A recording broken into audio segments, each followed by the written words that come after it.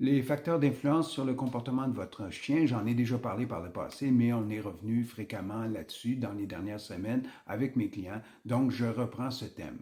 Alors, il y a 5 facteurs d'influence. Le premier, les gènes. Quand on parle des gènes, on parle de la race à la base et de d'autres éléments, mais concentrons-nous uniquement sur la race. Donc, une race donnée associée à un comportement préétabli au fil des ans. La lignée de votre chien est celle qui est influencée souvent par l'éleveur. L'éleveur a une race déterminée, mais il va influencer la lignée, soit pour avoir un chien de travail, un chien de famille ou autrement. Le hasard. Le hasard est un facteur non négligeable puisque un certain trait de comportement qui a existé il y a 50 ans peut revenir même s'il a été sélectionné autrement entre-temps.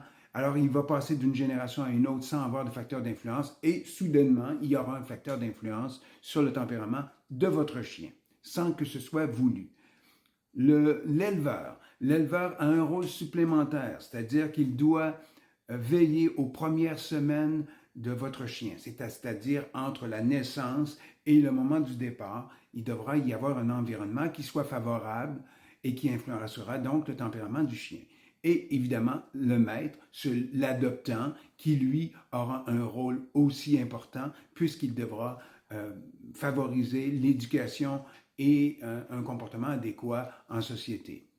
Alors, ce sont des facteurs super importants qui ne sont pas du tout de l'ordre de l'improvisation. Alors, on doit voir à tout ça dans l'idée d'adopter une race plus qu'une autre.